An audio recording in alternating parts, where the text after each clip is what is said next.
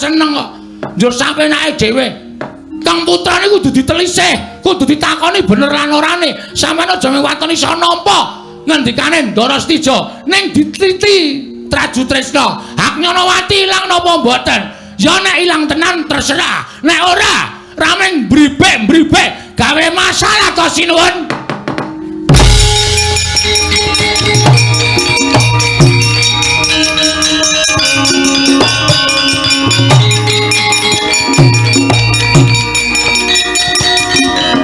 Derajateng ponokan gawe geger karo Ndrawati.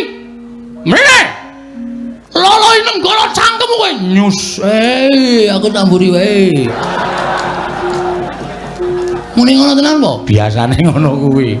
Dadi lolo ya cangkemmu. Tak takonane alon-alon ndak duka. Heeh. Nyun ngapunten sinuwun. Jumeneng wonten ing mriki aku ndelok ledo perang. Nggih. Tata lho kok. Heeh. Petro.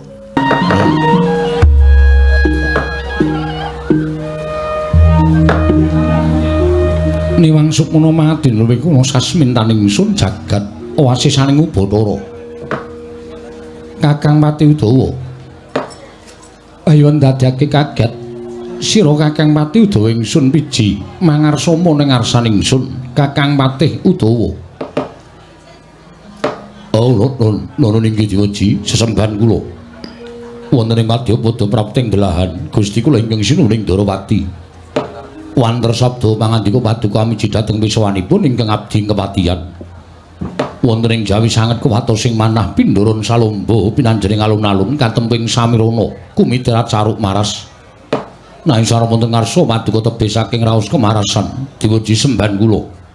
Wanter sabda pangandika paduka amiji dhateng pisawanipun ingkang abdi kepatihan kepareng kula cemadung dawuh. Nodi. Kakang Pati Udawa.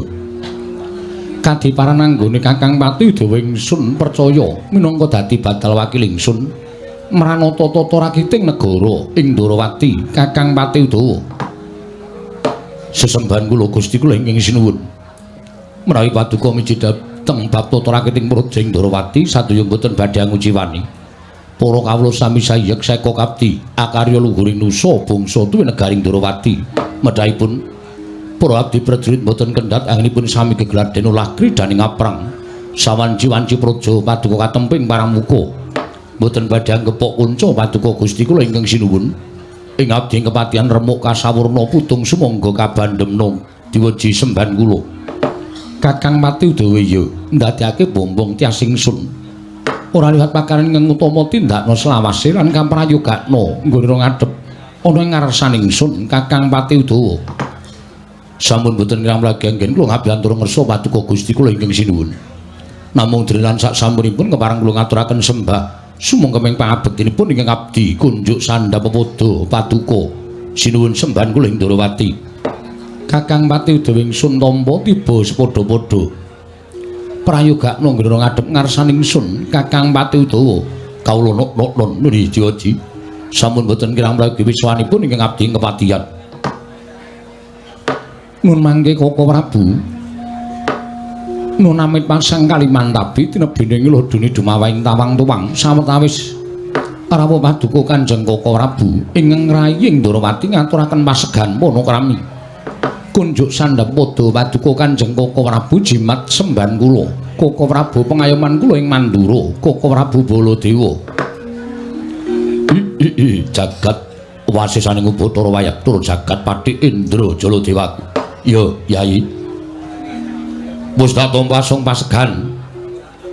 Ingkang sira aturake tumrapun Kakang ing Mandura. Akarya bombong penggalipun Kakang Yai Prabu Ndarawati.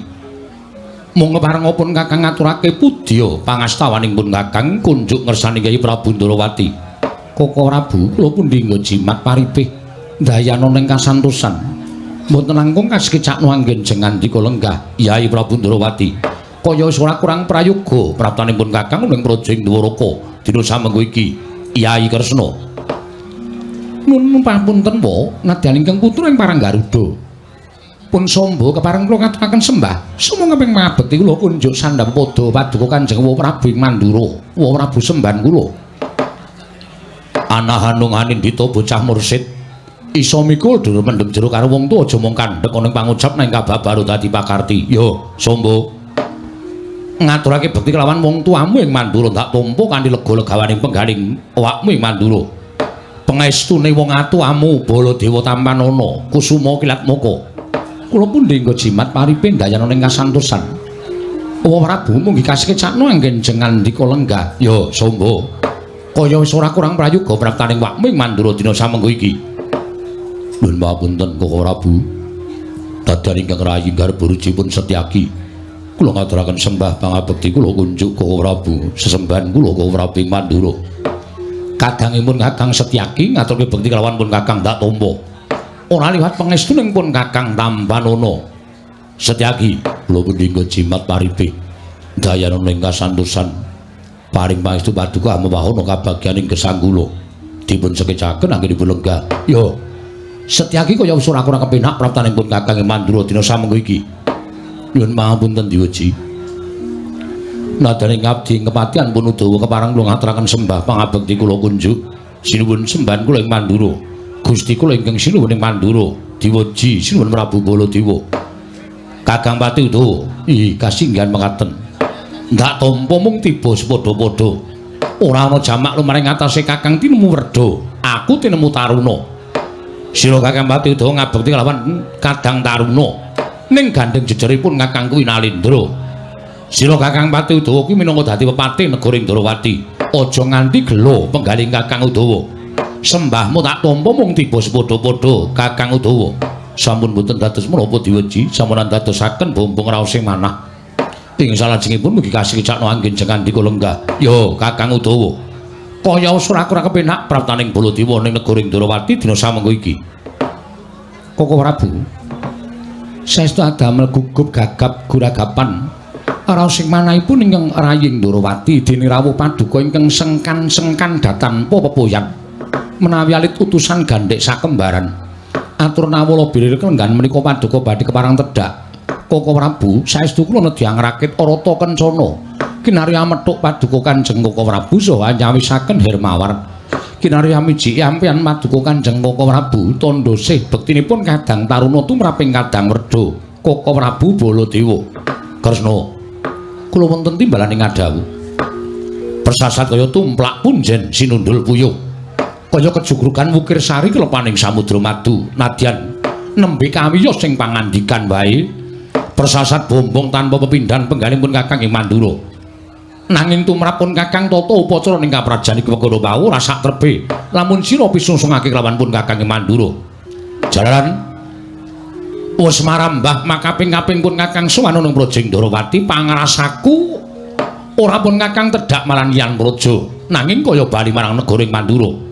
Malah mangsa kala besok yen ana kaludhangan ingkang mirunggan Kyai Prabu sakula warga nedya tetinju marang Praja ing Mandura. Ilang jigo kelawan pekewuh Durgama Sangga Runggi. Mandura rengkuan kaya dene Indrawati. Kadangku Kyai Prabu Kresna. Matur sanget genging panuwun ingkang tanpa pepindhan. Koko Prabu. Tumuli sakmangke kula cumadong dawuh menggah menapa ta sababipun dene paduka Kanjeng Koko Prabu kepareng tedhak wonten ing Praja Indrawati. Menawi kepareng kawedharing kathah tumunten kababarna nanging menawi wadi tumraping para Kadang Sentana. Monggo Koko Prabu kula dherekaken manjing saklebeting kedaton pepanggihan catur netra kelawan ingkang rayi Indrawati. Ing rayi nedya nganglungaken jangga nilingaken karna.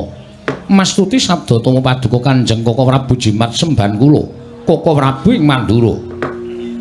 Kresna, iki kula wonten timbalaning ngadawu. Sing gedhe pangapuramu dene suwaning pun Kakang Sayekti ora ana bab ingkang wigati omong.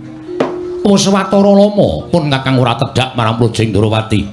Ananging penggaling pun Kakang ingkang tan bangkit pinambeng. Mangsa kala iki gandeng ana kalodhangan. Pun Kakang ora repot perkara tata kaprajan negara ing Mandura. Tumurindak selakake sowan ing Praja Indrawati. Ingkang wigati nambani kelawan kangening pun Kakang kelawan kula warga Indrawati. Syukur, Yayi. Banget mangayu bagya seketi jumurung dene Yayi Prabu sakula warga tansah pinayungan kawidadanan ing Hyang Mahanasa. Malah nalika pun Kakang prapta ning kutha Goro Praja Indrawati akeh gendera umbul-umbul kacihna Praja Indrawati nedheng nganakake pasewakan. Yayi Prabu iki eneng apa lan bakal ana bab ingkang dirembug jroning pasewakan malah yen perlu pun Kakang melu nyadong dawuh timbalaning Kyai Prabu Ndorowati upama dikeparangake pun Kakang muninga sababe dene Kyai Prabu nganake pasewakan ing bene kelan adat ingkang wis pun Kakang nyadong timbalaning Kyai Prabu Ndorowati medharo pangandikan pun Kakang nedya nganglungake jangga nilingaken karna mastuti sabdatama sabdane Kyai Prabu Kresna ing Ndorowati kadangku Kyai Prabu Sri Bathara Kresna Andra ingkang Puswitarum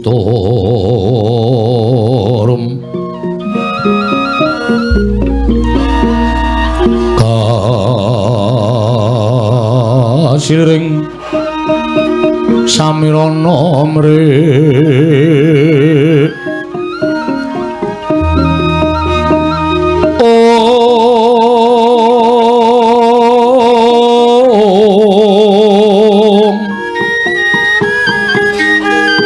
sekar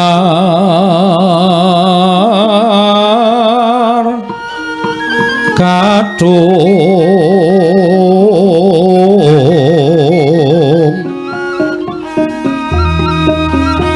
ko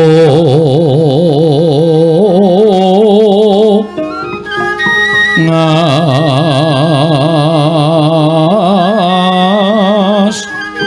kandanyo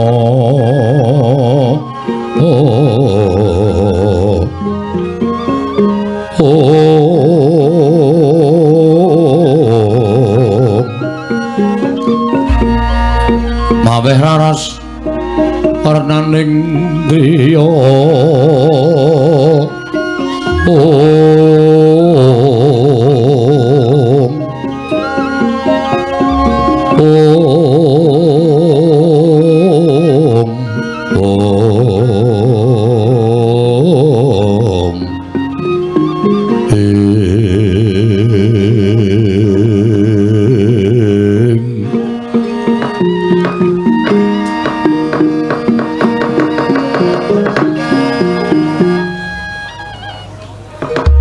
Koko Prabu sewu-sewu kalepatanipun ingkang rayi tadah wadana dening ngantos dinten sak mangkestunipun kula nedya ngrawuhaken maduka Kanjeng Koko Prabu nanging krana bot repotipun negari Mandura jerih wisesaning nata ing Mandura tumuli sak mangke kula mboten estu ngrawuhaken maduka Kanjeng Koko Prabu ewadene kepasang yogya katujuh ing inu dene paduka Kanjeng Koko Prabu sampun kepareng tedhak wonten negari ing Dwarawati ya Yayi tumuli babarana apa to wigatine estunipun boten badhe ngrembak perkawis tata kaprajan miwah kanalindranipun ingkang rayi ing Dwarawati babar pisan boten namung sanget ndadosana ing kawuningan Koko Prabu ing atasipun kula menika nalindra ingkang menang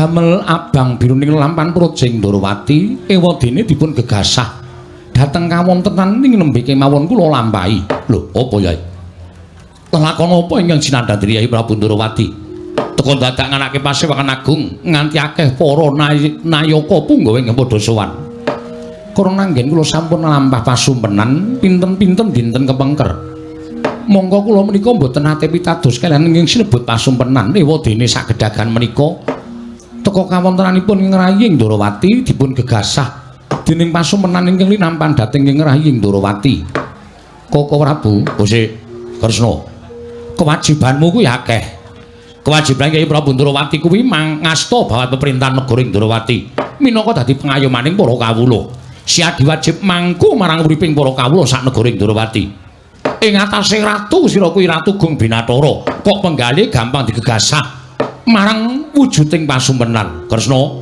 aja kaya ngono Yayi mengko mundhak tumpangsuh nggonmu ngasta bawat pemerintahan Projeng Ndorowati mestinipun makaten nanging pendak-pendak kula supekaken boten saged malah tansaya gumana musik wonten manahipun ingkang rayi Ndorowati ora Kusik janjane kowe ngimpi apa to ngimpi apa kok dadi siadi nganti bakal ngrembug babakan pasumpenan bae teka siadi ngrawuhake para nayaka ngrawuhake para punggawa Koko Prabu mugi dados ing kawuningan nalika semanten kula nyumpena wonten ing kababar kamursita madyaning pasumpenan mboten sanes kejawi namung atmaja kula ing Traju Trisna inggih menika pun Setija Bama Narakasura katingal nalika semanten nite baita sesarengan kelawan pun ingkang garwa inggih menika pun anak kula Haknyonawati nggih pun Mustikawati nanging boten ngertos sangkan paranipun teka Haknyonawati nggih Mustikawati nalika semanten katempuh ing toya ingkang bena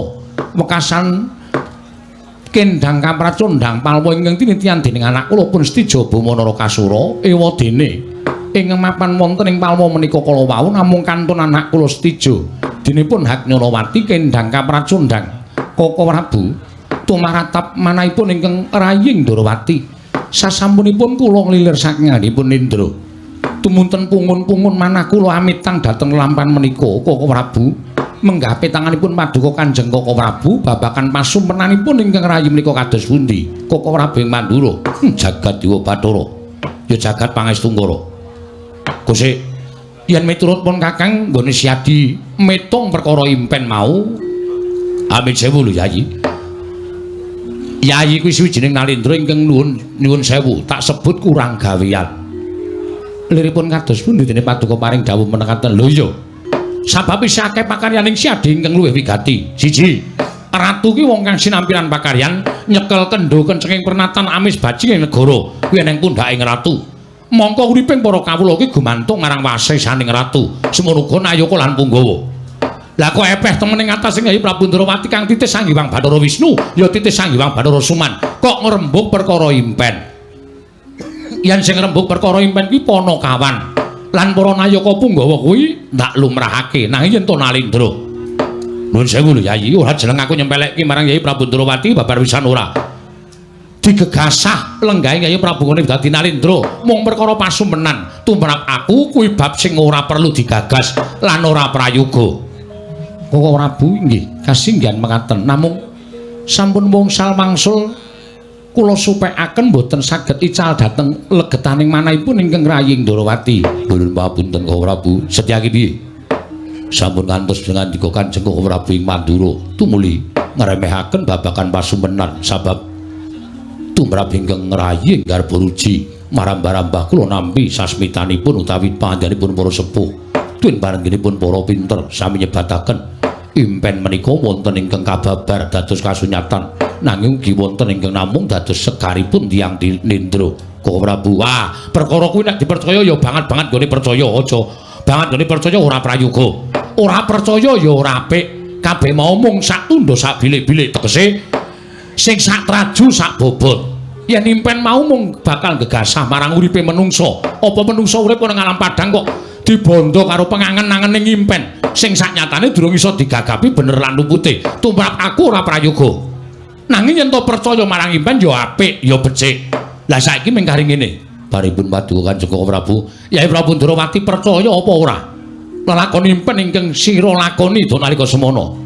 Nggih. Kula nuwun pamunten tumrap kula pitados. Pitadosipun ingkang raying Ndrawati krana menika mangke badhe wonten rampan ingkang badhe ngembet dhateng anak kula pun Stijaba Manarakasura Koko Prabu. Menawi petanganipun ngrayi lho. Nanging menawi tumrap paduka Kanjeng Koko Prabu kula semanggaken yen perkara iki aku nganggep ora bakal ana apa-apa, ora bakal ana apa-apa. Wis, tumrap aku kuwi ming Hyai Prabu mbok menawa duwe rasa kangen kelawan Atmaja Mustija. Ora sambok pikir sing banget-banget. Ora sambok gagas sing banget-banget. Saiki ngeluwi becik pendak-pendak nganake pasewakan ki ora kok ngrembug marang diri pribadine Nalendra, ning ngrembug marang kahanan negara, ngrembug marang kahanan kawula, ngrembug marang kahanan Nayaka lan Punggawa. Kuwi luwih becik. Tinimbangane siadi mbebecer penggalihmu mung perkara pasumpenan tumrap aku ora prayoga Hyai Prabu Ndrawati. Sikra-sikra yen permana kanca sikra ngrake nawang sesangka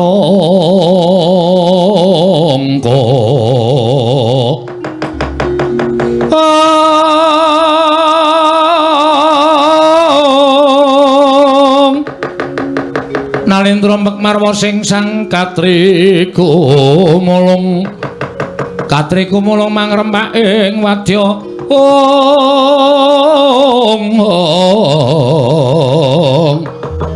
Kurta-kura rek kiri-kiri Ronanggono magawiya gelarira wang-wang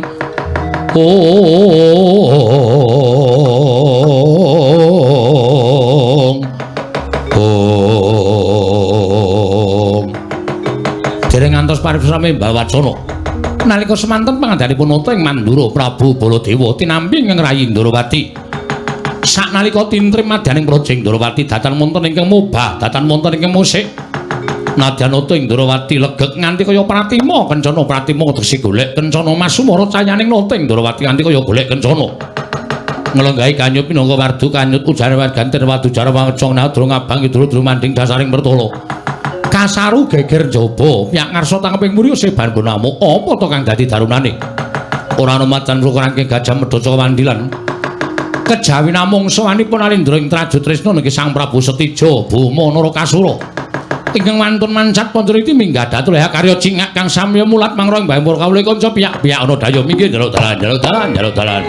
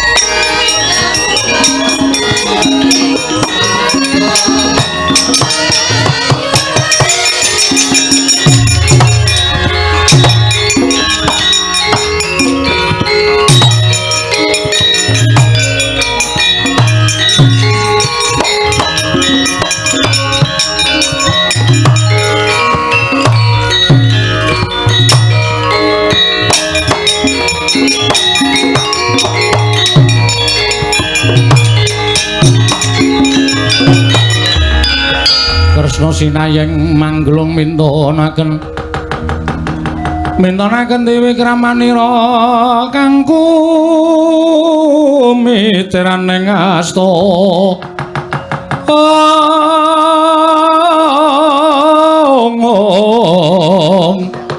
kang kumitiraning asta aneng asta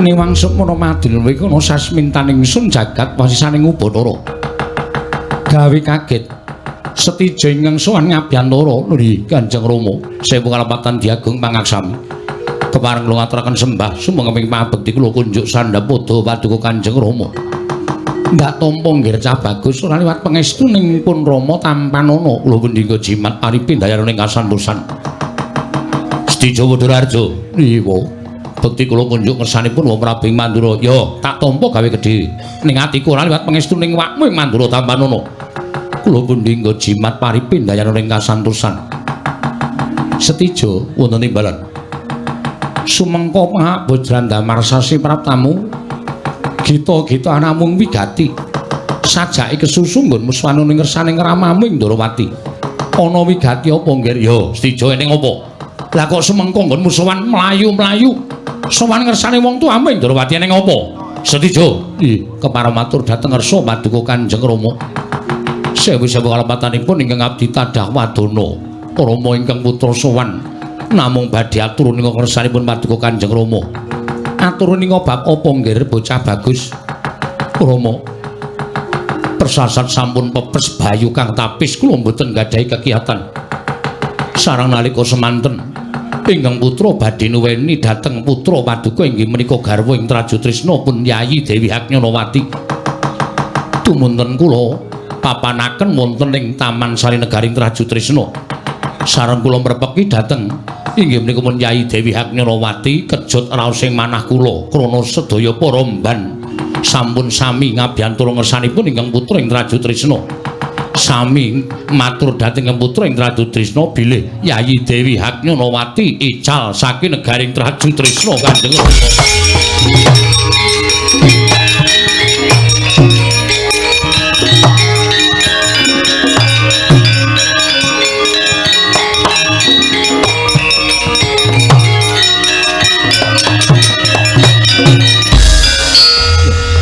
Haknyanawati ilang saka Traju Trisna.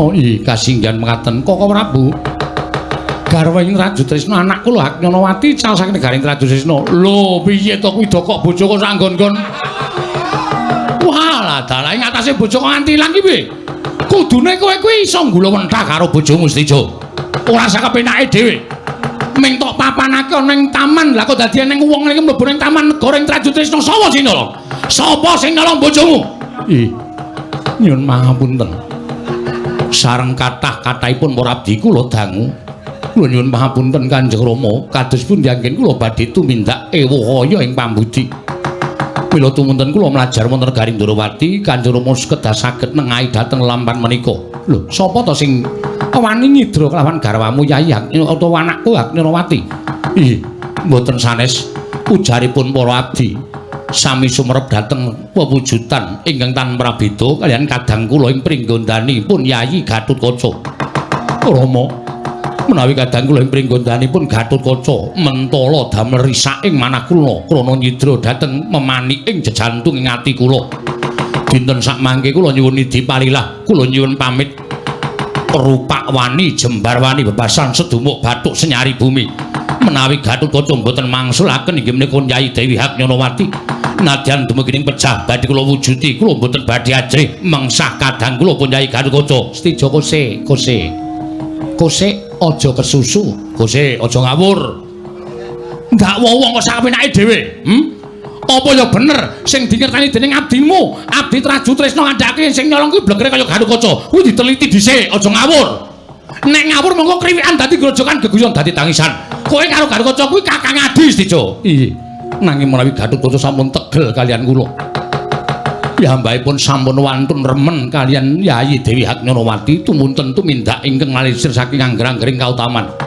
Nyidra dhateng Yayi Dewi Hagnyanawati kula mboten ajrih kalian kadang kula ing Gatotkaca ing pringgondani Wa Prabu. Iya ngerti. Kowe iki cah kendel. Kowe iki pancen wong sekti, wong didaya. Ning kabeh perkara dipetung aja kesusu, aja kesusu. Abdi mau iso uga nggone nyawang ya kleru, iso uga.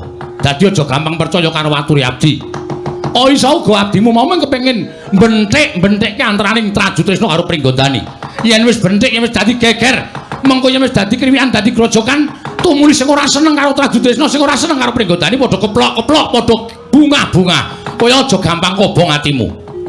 Inggih. Nanging nyatanipun aturipun abdi kados mekaten, Setijo pun timbalan. Yen pancen bener Gatotkaca ingkang nyidra kelawan bojomu ya kuwi anakku Hagnyanawati, aja kowe ingkang tumandang. Nanging aku wong tamu ingkang bakal marep ning Pringgondani. Tak takonane Gatotkaca apa bener nyolong kelawan Hagnyanawati? Upama ta kateman kaya mengkono mengko Gatotkaca ingkang bakal ndaturake marang kadang-kadangku para Pandhawa supaya napa hukuman kelawan saka wong tuane. Inggih Kanjeng Rama. Ning kowe sing sabar, kowe sing semeleh, sing kepenak atimu. Percaya upama Hagnyanawati iki sing nyolong pancen bener Gatotkaca, wis to Gatotkaca kuwi wong ngerti unggah-ungguh, wong ngerti tata krama. Gatotkaca kuwi satriya, Gatotkaca kuwi nalendra ing Pringgondani. Mula ora ento bakal tumindak sing ora prayoga kelawan bojomu Hagnyanawati. Inggih.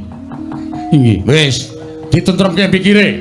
Ora-orane Gatotkaca kuwi terus tumindak sing ora prayoga karo bojomu. Ora aja kuwatir. Gatotkaca to padake Udawa. Waduh. Nun mampunten Dwija kok kula lajeng dipun dadosaken conto menika dos pundi. Kula menika tiyang sae sinten. Mboten badhe tumindak ingkang mboten-mboten. Mula ora usah kuwatir. Mengko Yai Prabu Ndrawati yen perlu wakmu ing mandura ingkang bakal ngurus perkara iki. Yen pancen Gatotkaca ingkang nyolong Hagnyanawati, dudu kowe sing ngajar Gatotkaca, ning wakmu ing mandura ingkang bakal menehi pengajaran karo Gatotkaca. Pengajaran menika menapa ora? Oh ya wis ben tok nengke wae iki ngopo to kowe? Ana tembunge dhewe-dhewe kok sak penakku to sak karepku kok kowe iki senengane apa-apa disaruwe apa-apa disaruwe. Tentremno pikirmu, Stijo, aja kuwatir. Rekat lampahing rata tan Pandara prapting sukuning arga.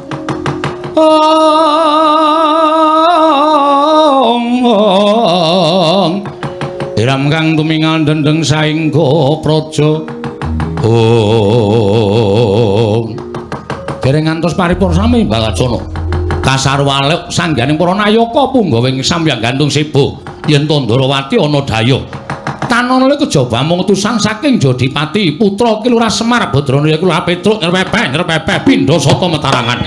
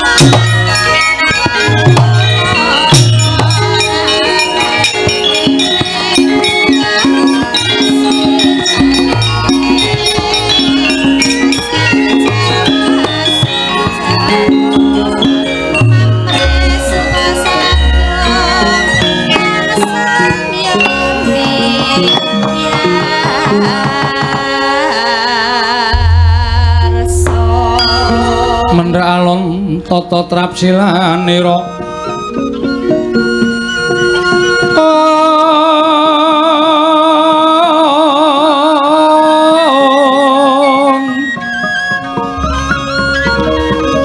ngacomaken astanira kalih astanira kalih pisan yen ngandika magawe apranta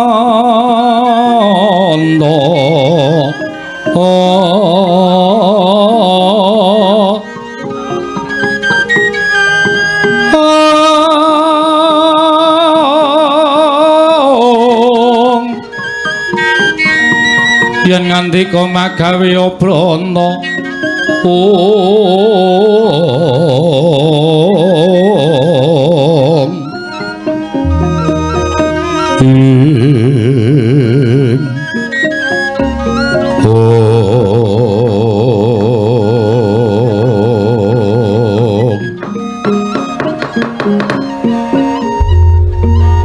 Koko Prabu menika kok kathah sanget dayong wonten negari Ndrawati. Lho la iya ki mau Setija matur ana perkara ing tumandun Projeng Trajutrisna. Lah kok iki ora panglingki Petruk ingkang sowan. Kasinggihan mekaten. Monggo aku wis tentrem.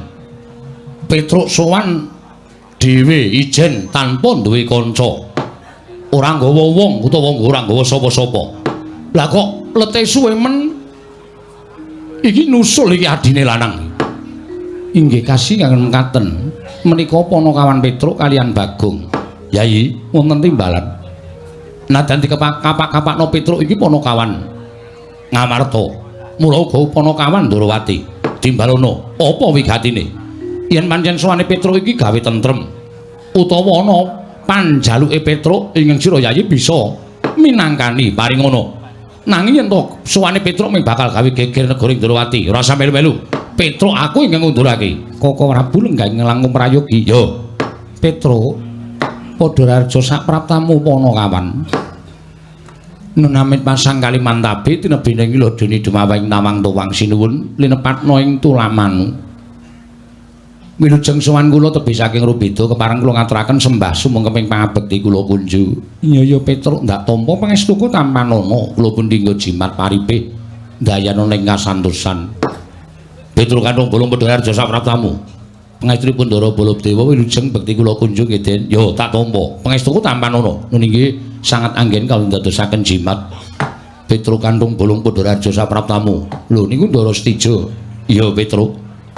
Kok lenggah teng Ndrawati sowan Kanjeng Rama. Weh lah ya syukur. Sing jeneng putrane ngabekti karo wong tuwane ora kudu munjung ingkung gajah saben dina mboten. Ning wonten panjenengan niku kemutan kalian tiyang sepuh niku wong tuwa wis kaya dijunjung derajate. Bekti kula nggih Den, ya Petruk tak tampa, pangestu tampanana. Kula pun dinggo jimat paripe. Petruk kantong bolong padha raja sak pratamu. Sinten niku? Lho. Aku Samba Petruk. Oh, Ndara Samba ya ora ketok kaya. Bekti kula kunjuk Ndara Samba. Iya ya Petruk ndak tampa pangestuku tampanana. Kula pun dinggo jimat paripe. Petruk kantong bolong padha raja sak pratamu. Wah, kabeh mbageke. Wilujeng Ndara Setyaki bekti kula kunjuk ya Petruk prayogakna. Nun inggih Petruk kantong bolong padha raja sapratamu.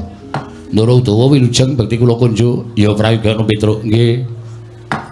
Ana wigati apa Petruk mangriyen? Niki mang bageke mengke nek nesu nguyuh sak nggon-nggon niki tenan. Aja njur wigatine niki anungkun ndek ra dianggep wong wo nek muring medeni. Oh iya lali aku. Panakawan Bagong padha raja sapraptamu. Pangestunipun Sinuwun Prabu Ndarawati wilujeng nering Sambikala kepareng kula ngaturaken sembah sumungkeming pangabekti kula kunjuk sinuwun. Iya ya Bagong, pangestuku tampanana. Nun inggih kula pun dinggo jimat paripe dayana ning kasantosan.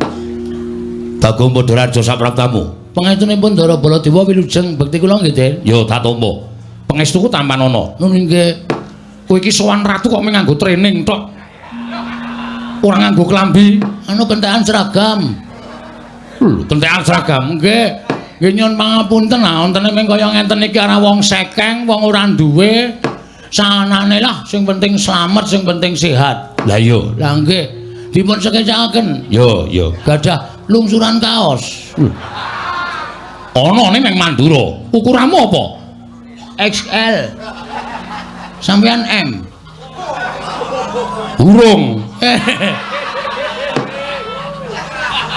Ning mesti to. Iya. Nggih syukur. Soale kula mung takon kok. Lah iya. Bagong Padharjo Sapraptamu. Nun nggih, sapa truk kae? Ndoro Stijo. Kuwi kok ora hafal to. Ora tau metu arang-arang kok. Pangestunipun Ndara Stijo Wilujeng Stijo sapa truk? Stijo Gedhong Kuning udu. Stijo Gedhong Kuning ki rak dalang kae ratu. Oh, Ndara Stijo Buma Narakasura. Buma Narakasura. Nggih, suwi mboten kepanggih nggih, Ndara? Iya, Bagong. Ya kula mangsa dolan ning Traju Tresna. Oh, siap. Siap.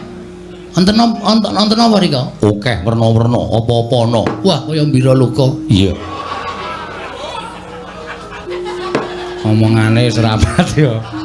Mbira luka iki apa-apa ana pengen praon. Wis. Wanggri aku wis mbadhekake tekan Petruk tekan Bagong ki negara sing maune kebak tata krama, kebak tatanan dadi ting glece ora karo-karuan. Nggih, Ndara Stijo Wilujeng bekti kula kunjung nggih, Den. Ya Bagong pangestuku Tampanono. Nun nggih, kula pundi nggo jimat paripe ndayan ing kasantosan. Bagong Padharjo Sapraptamu. Sinuwun Ndarawati Wilujeng. Lho. Sopo kae mau? Sinuwun Ndarawati to? Ndara Samba. Asale suarane padha. Akarang putrane kok ya. Putrane iki padha suarane karo bapakne. Oh, Ndara Samba to? Heeh.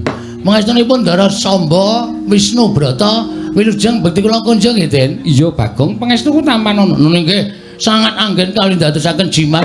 Bagong Padharjo Sapraptamu. Ngaturipun Ndara Werkudara. Ora ana.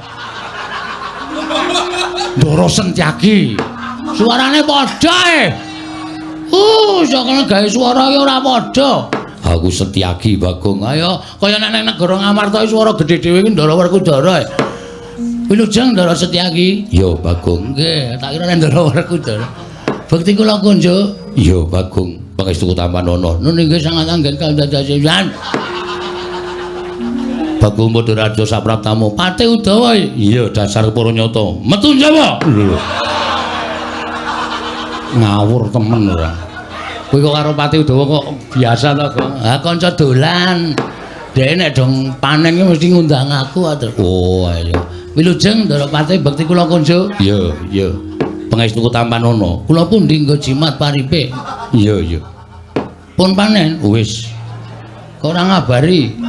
Panen apa nggih sampean? Ora udan-udan aku nandur telo, Bang. Wah, sip.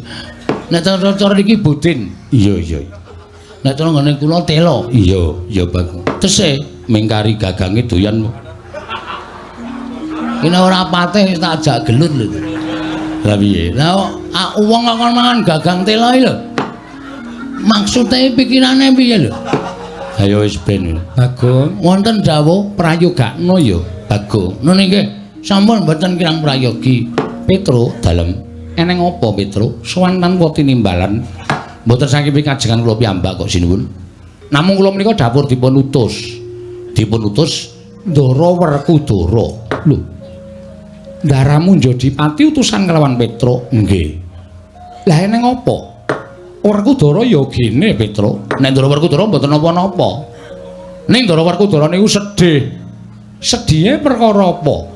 Pun wonten 3 sasi niki, 3 candra niki Ndara Garukaca niku sakit.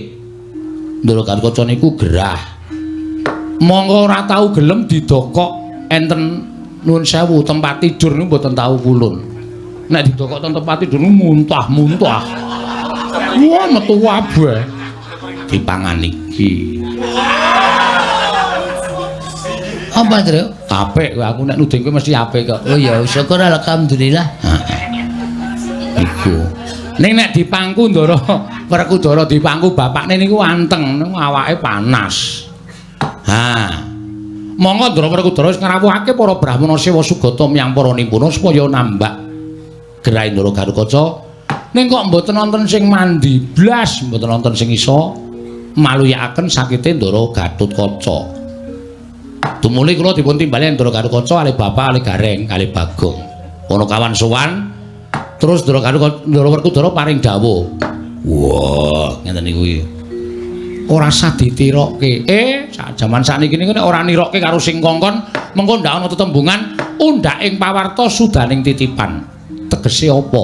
Undhaking pawarta niku upamane kidul dusun niku enten ula gedene sak jempol, engko kabar tekan tengah dusun wis ana ula gedene sak lengen, kabar tekan lor dusun ana ula gedene sak glugu. Kabar karo kasunyatan niku mboten padha utawa jaman sakniki disebut hoax.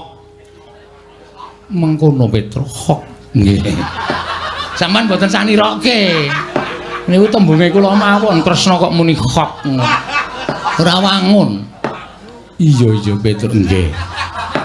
Sudaning titipan niku malah wonten bangsa mriki menika sampun dados adat budaya. Saka dhuwur krojok-krojok tekan ngisor ming tetes. Niku wis biasa. Ampun ngantos ana tetembungan kaya ngoten niku, mula pendak-pendak kula dikongkon sapa mawon niku ngendikane sing ngongonan kula niku kula tirokke. Ya wis ora apa-apa. Lah nggih. Petro, ngoten niku. Sing diundang pertama kali Semar ndik. Semar terus matur. Enten apa, Ndara? Gatot loro. Terus Semar ngoten niku. Mbok dipresake. Juk ki apa? Semar dikeplak Ndara Werkudara. Sembrono kok Semar. Ana wong loro kok kon mresake. Lah iya lah sak banjure Semar, aku nyilih anakmu. Wah Gareng terus ndelik teng sarunge Semar. Sep wedi. Petro Bagong mrene. Kula kalih Bagong maju. Terus ndaramu Werkudara ngendika piye? Petro, dalem. Ora kongkon. Teng pundi, Den? Ning Durawati. Sowan Kresna kakangku, sowan Jeliteng kakangku. Kuwi gatose kondo nek Gatotkaca lara. Kresna kon rawuh rene kon tekan Jodipati. Kresna ora iso nambani Gatot, ora sah ngaku dadi sing Bathara Wisnu, ora sah ngaku dadi sing dewa. Aja ngaku kujangganing Pandhawa, aja ngaku suwing para Pandhawa. Lan ora sudi ngaku kadang tuwa karo Ratu Ndrawati. Ngoten niku. Sejine kowe ya, Gong. Ha ta, Gong. Ketoke ora ngono ya, Mang. Kuwi senengane ora kompak kok kowe mboyo kompak. Wong ki jujur. Mboten ngonten niku, Ndring. Coba saiki Bagong matura. Ketoke aku kok percaya Bagong karo Petro. Ya minggat. Ayo, ke belakang. Tangane lho ke belakang. Iya, ngaten iki. Nun ngapunten nggih sinuwun. Iya ora dadi ngopo, Bagong. Iki ming nganggo training tenan to, nggih. Karang sing garing ming niki. Ndara Werkudara dawuh ngenten iki. Petro. Nun. Kurang gedhe. Petro. Meniroke kok ya dicacat lho. Petro. Wonten dawuh, wis suwana Jeliteng kakangku. Nggih. Kondo nek Gatotkaca lara. Gatotkaca ora madal sariring usada. Kresna kakangku tekan Jodipati kok nambani Gatot. Yen ora iso nambani, aja ngaku dadi sing Bathara Wisnu. Aja ngaku yen to Kresna iku jangganing Pandhawa. Aja ngaku suwing para kadang Pandhawa. Aku ora sudi ngaku Kresna kakangku kuwi wong kadang tuwa. Padha wae ya, Wer. Padha. Asem iki. Nek ana kata-kata sing beda ora ana wis ngono kuwi aku mau ngono kuwi. Gosek. Iki aku nek suwe-suwe mangkel ajar kabeh. Sing apik. Sing bener piye? Saiki sing bener piye kok? Nggih ngoten niku. Lah tegese padha wae karo Petro. Padha. Cengelmu kuwi ora. Nggih ampun nesu, wong ora sok nesu. Wong ki nek umure dawa aja sok kokean nesu. Ngoten? Dados niki kula kalih Petro sowan teng negara Ndrawati ingkang wigatos mboyong lan sinuwun Prabu Ndrawati rawuh wonten ing Jodipati nggih kasatriyanipun Ndara Werkudara. Sakniki ugi lho, iki aku lagi nganakake Pasewakan Agung, Bagong. Bubarke. Bubarke. Dirampungi dina iki uga. Dilereni. Sinuwun Darawati kula boyong wonten Kasatyan Jodipati. Amargi Darawarku Dara wanti-wanti. Ngenten iki. Petro. Karo kowe Bagong. Nek kanthi kowe tekan kene ora gawa Kresna, tugel gulumu. Lho, piye? Apa ora medeni? Omong dikongkone kok tugel ndase. Wis, nek kula ora anu sowan teng Kasatyan Jodipati mboten sareng karo panjenengan, kula ngerti tugel gulune. Kusik aku tak takon karo kowe. Nggih. Gatotkaca iki lara tenan. Saestu.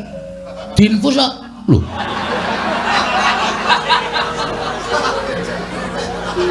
Apa pancen wis ra iso apa-apa? Pon mboten iso apa-apa. Nek dipangku Kang Ramane mung kedap-kedhip. Kula ya matur ndara gelan apa niku mboten wangsulan. Memelas pokoke asli mesake. Darawarku Dara nggih nek mangku mung karo mbrebes mili metu luwe. Mesake nek sampean mboten tindak mriko niku mengke nek Ndara Garukaca cilik nganti kebangetan le sakit, gedhe nganti enten napa-napa, sapa sing kelangan? Nggih to? Lah iya, lah nggih. Aku tak takon karo kowe. Kowe neng kono pirang dina? Waduh, wis sak untara. Lho, ora bali. Mboten, karang nang omah ya ora ana sing diliwet. Lu wong teng mriko mau nak mangan barang nunut. Lah iya, lah kok sik apa Gatotkaca tau tate lunga saka pringgondane? Wong lara lunga. Kok alon wae. Ha iki ra mutu suwe-suwe. Wong lara kok lunga iki piye maksude lho? Nuwun sewu lho, panjenengan ya panjenengan ya ratu. Panjenengan ya Nalendra. Panjenengan kok ngendika sapenae dhewe ana wong lara kok lunga niku akal-akale lho wong jenggo mlaku sirahe buyir kok kon lunga. Merga iki eneng perkara Bagong. Napa? Setija sowan. Ha nggih. Terus Setija matur karo aku. Matur napa? Yen bojone Setija ilang. Lho. Bojo kok ilang lho. Piye ta iki? Monggo Setija matur karo aku, ilange ana sing ngerti dicolong. Dicolong napa? Dicolong wujude Gatotkaca. Wah, lah iki gawe masalah iki. Tur, truk. Truk kok tur. Kowe ngerti ta, Tru? Iki nang masalah iki. Masalah apa?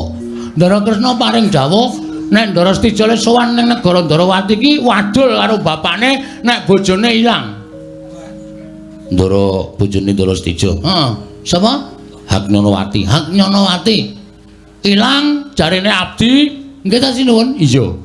Sing nyolong blegere kaya Gatotkaca. Lah iki nang kene iki lha kok dadi kowe sowan ngandhakne Garukaca lara ki rak bingung rasaku to. Berarti sampean ndakwa Ndara Garukaca niku nyolong Dewi Haknyonowati. Lho, ora ndakwa, ning aku rak ya nelesih to.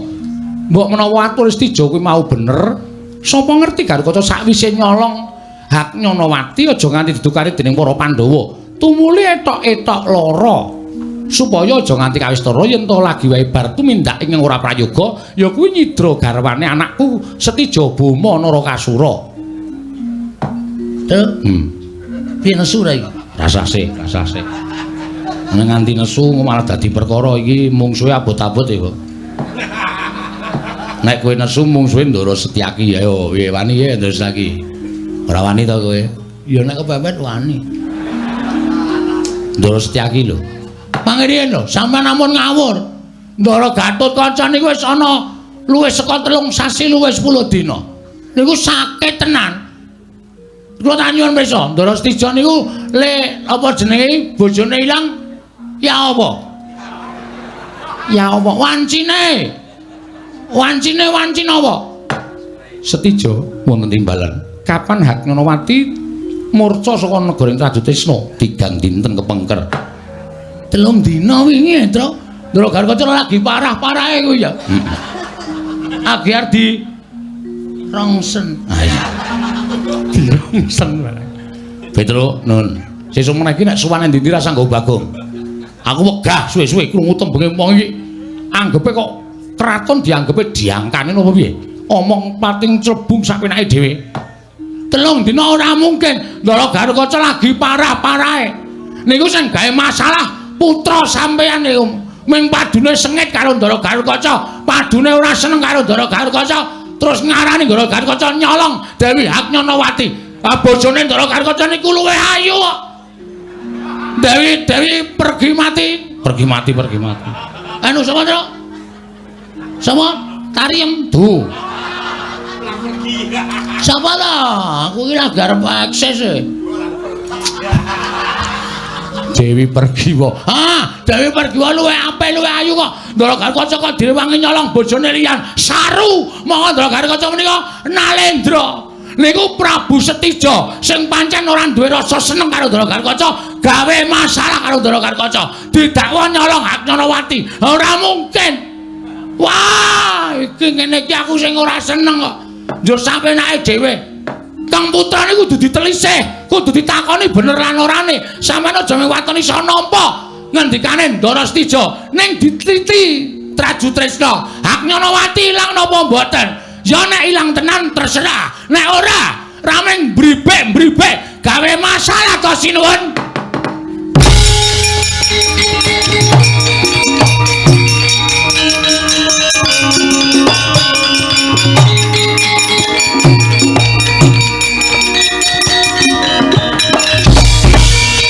Manus maning jajalanat sepertaning bawana iblis lan Bagong. Waduh. Terus Mudar. Kapokmu kapan kowe? Lah wis ngono kuwi arep piye coba? Aku senengane nek omong cangkeme ora tau iso direm kaya wong kendel-kendelo. Saiki nek diadu arep ngono ki piye? Bagong. Wangsulan Bagong. Nun. Kowe ngerti derajatmu ya apa? Kere. Kowe ming Ponokawan. Kowe ming Batur. Kowe ngarani yen to Setija kuwi matur goro karo Kanjeng Rama, anggepmu. Apa kira-kira aku wani ngungguli panguwasaning Kanjeng Rama? Apa ingkang ndak lakoni mau pancen kepara nyata Yai Dewi Haknyanawati ilang. Mongko aku entuk pelapuraning para abdi sing nyolong blegere kaya Garukaca. Lah kok dadi kowe malah ngarani yen to aku sengit karo Garukaca tu mulih aku golek cara supaya bribek-bribek ngurupake genening memungsuhan karo kadangku Yai Pringgodani. Ora gawar ngawur. Cangkem batur kok ndrewili karo grojogan. Anggep apa? Apa kowe sak derajat karo Setija? Kowe ngelingono, kowe kelingan, kowe iki ming batur ngilo karo githokmu, ngilo karo kahananmu. Ora sak penakmu dhewe dilangap-dilangap tapuk mati.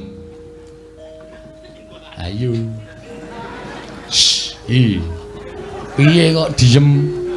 Batune entek. Batune entek. Ayo omong.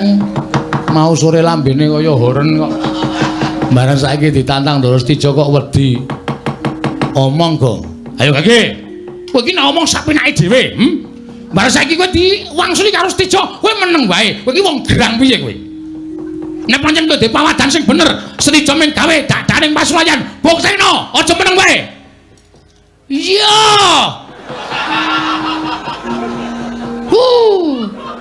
Kene iki deg-degane. Malah dikeplaki. Marai sikile gringgingen nek. Ter ngono. Sing ter nggon apa le? Ah ora ngomonge. Aku iki mancing Petruk senengane ora. Nuwun sewu kula mboten ngarani. Apa dianggep aku wis budhek iya? Apa dianggep aku wis utuh? Apa aku ora krungu? Tembungmu mau kuwi ngarani karo Setija. Saiki wis sing ngene. Gatotkaca ora usah etok-etok lara. Kanjeng Rama ora bakal tekan negara ing Ngamarta utamane ning Kasatyan Jodipati. Aku ing nggondheli Kanjeng Rama tak pun lesih perkara iki. Lho, lha piye ta iki malah dadi masalah iki? Nuwun sewu, Ndara Gatotkaca niku sakit. Ndara Gatotkaca niku gerah. Lara sinuwun Setija, kula mboten goro. Apa dianggep Kanjeng Rama percaya karo ucape abdi batur kaya dapurmu? Yen pancen Garukaca kuwi lara tenan, yen pancen Garukaca kuwi lara tenan, mestine ora utusan karo wong-wong kaya kowe. Kanjeng Paman Jodipati mesti rawuh dhewe ning negara Ndrawati matur lawan Kanjeng Rama. Kuwi apike kaya ngono. Kanjeng Paman Jodipati ora iso ngluhurake derajate wong Ndrawati. Malah semune ngidak-idak marang derajating Ratu ing Ndrawati Kanjeng Rama Prabu Sri Bathara Kresna. Utusan kok ketibal kaya dapurmu kuwi. Ayo saiki ngene. Kowe bali ora? Weh, wangsul ning sareng kalih Sinuwun Prabu Ndarawati. Ora bakal tekan kono. Ora bakal rawuh ning Jodipati. Oh, lha pripun Sinuwun Kresna pripun? Niki pripun kok putrane kok muring-muring? Niki pripun Sinuwun Kresna ampun kendel mawon. Kanjeng Rama aku sing dadi wakil. Kowe bali. Iya, Tru. Ya yo mulih. Lah arep ngopo wong awak dhewe? Nyatane awak dhewe wis dikon bali tur ya ming batur kok. Kowe arep mulih mulya, Tru? Lho. Kowe arep ngopo? Arep gelut to? Lho. Karo sapa? Karo kowe. Nggo sik to. Kowe iki ora ngawur. Arep gelut kok karo aku iki masalahe apa? Kowe arep mulih mulya.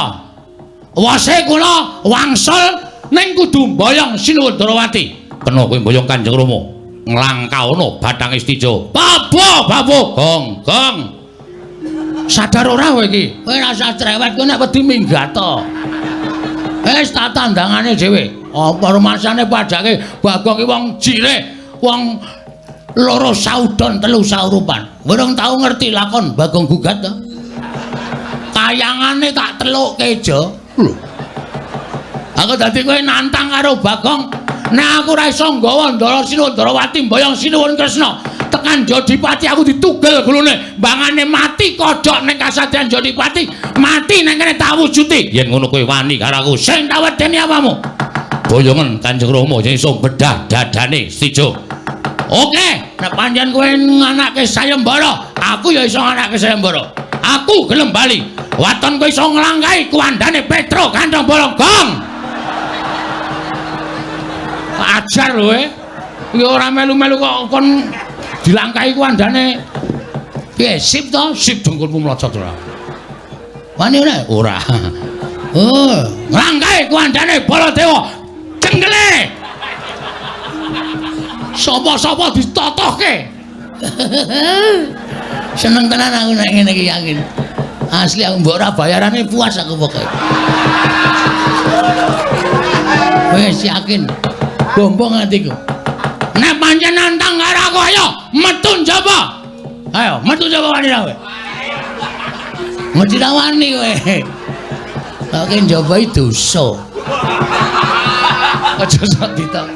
Aku tak antem sirahmu modar kowe ora. Senengane kok ora minggat sing arep isu Prabu Ndarawati aja langsung sono pen mono kapan gelandang metu. Oke, monggo kula jerakan medal dari sini. Prabu.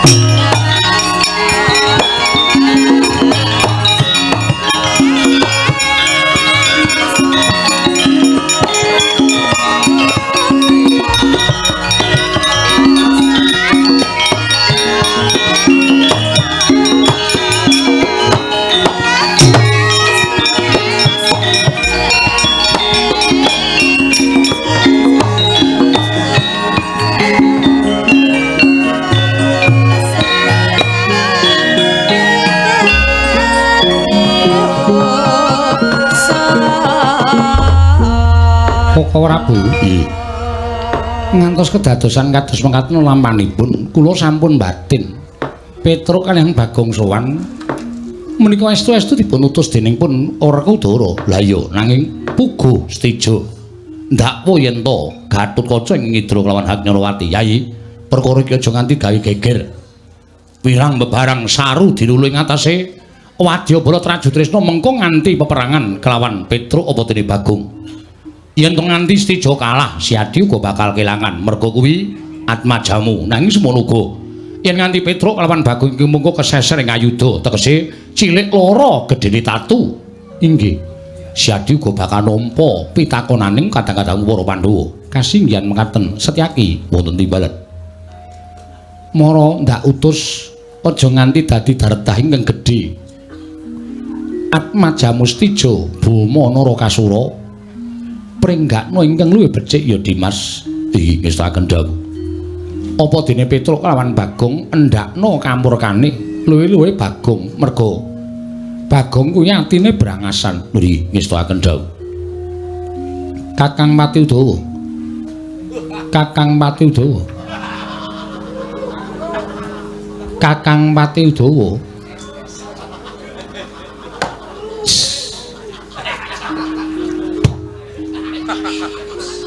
Wong ngorok kok ces karo du. Kok ora Bu? Nggih. Nuwun sewu dipun jamilaken Kakang Udawa menika. Wah, iku rumangsaku patih kok rumangsa. Nggih, wonten dawuh iki. Monggo sinuwun. Jeluk saking dampar jeluk-jeluk. Aja ngawu gawar ngawur budana kang padha sebo. Ingsun kundur ngedatun kawula nun ngestaken dawuh. Samba wonten timbalan. Derek napa Rama nok ngestaken dawuh monggo Rama kula dherekaken mlebet wonten salebeting kedaton negaring Ndrawati. Iya, Samba kaya wis ora ana dawuh maneh. Purna gatining pananggilan. Sanata sukundur ngedaton jelek saking damparan karo kinampit gamparan gading kadheraken sanggaring peromban cedi manggung ketanggung Joko Paloro ingkang sami ngambil upacaraning keprabon. Kawis tinggal saking Mandra tindak nyosri Nararata. Lamun katinun saking Mandrawa kaya tansah gumebyar busananing Sri Naranata wau. Ngantos ndadosaken kejut raosing manahipun ingkang paman. Nggih, wonten menapa? Nadyan kula pun nyayah griwa cemadung dawuh. Gusti kula ingkang sinuwun kepareng miji dhateng piswanipun para Wadyabala Trajutresna. Kula cemadung dawuh, Grun, kula cemadung dawuh, Gusti kula cemadung dawuh wonten paridamel menapa? Lan badhe wonten dawuh menapa sinuwun? Paman Pancanyana wonten timbalan. Rumangsa wis pepes Bayu Kang Tapis. Bareng Yayi Hagnyarawati langsung negara ing Trajutresna. Monggo nalika semana ana abdi ingkang caos pelaporan kelawan aku yen to ingkang nyidra kelawan Yayi Hagnyarawati. Citrane tan prabeda kaya dene kadangku Yayi Gatotkaca. Waduh. Menika sampun nerak pacak nerajang perbatang. Monggo nyatanipun antawisipun Trajutresna kaliyan Pringgondani menika mboten winates menapa-menapa namung winates Tunggarana. Ewadene Gusti kula ingkang sinuwun Pranak Prabu Gatotkaca teka Wentala tumindak ing kados mekaten. Nanging kabeh aturku marang Kanjeng Rama Prabu durung sakutuwe didhahar dening Kanjeng Rama. Ketitik Kanjeng Rama isih nganggo petungan sing genep. Aja nganti keseluruh tembe mburine. Nggih, lajeng keparengipun babak anglayoni jujul hanusuli. Durung rampung nggon rembug marang Yayi Gatotkaca nggone wis wani nyidra kelawan Yayi Hagnyarawati. Kedadak sowane Panakawan ngandhake yen to Gatotkaca wis antara pitelung candra itung klungganing dina samengko iki Yayi Gatotkaca nandhang raga tegese nandhang lara. Wah, menika namung damelanipun tiang-tiang Pandhawa. Menika namung damelanipun wong-wong Pandhawa anggenipun badhe nutup-nutupi dhateng kelakuanipun atmajanipun piyambak inggih menika pun Gatotkaca. Sampun ngantos pitados nggih. Malah sak mangke kula gadhahi pemanggih yen to pancen niyate anak Prabu ing Pringgondani menika sampun dipun botohi dening tiyang sepuhipun. Mula ingkang saking menika sowanipun utusan saking Jodipati menika kedah dipun taliti lan kedah dipun dangu ingkang langkung cetha.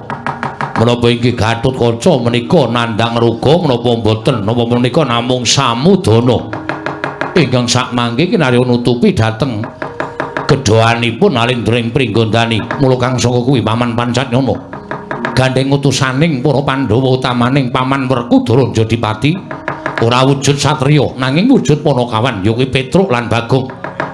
Ranggeten bandanen tangane krinjungan sikile. Mbok menawa sarana disiksa mengko Petruk karo Bagong bakal bloko. Piye sejatine lelakone adiku ing Pringgondani? Nun ngestaken dawuh lajeng pangkatipun para Wadyabala Traju Trisna benjang menapa paman ora ketang sambung Baracara Lintang. Tumliya mangkat dina iki nggih ngestaken dawuh Adipati Ayagriwa wonten timbalan sinuwun. Aja tikangelan budhalo golek ana Panakawan ngendi ketemu bandan tangane krinjungan sikile leboke pakunjaran. Nggih ngestaken dawuh nyuwun pamit madal panjenengan sing ati-ati aja kaya bocah cilik Ayagriwa Wadyabala Traju Trisna.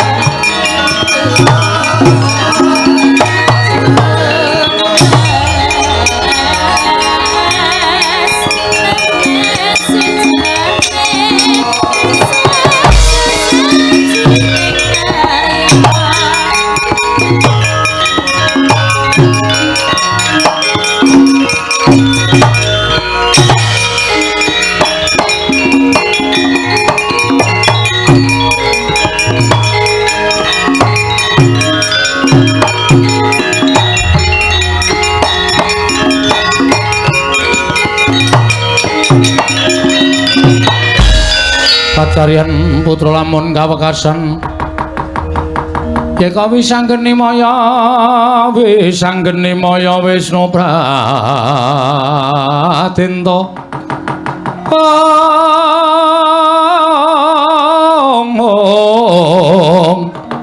Wisanggeni maya Wisnu Pratenta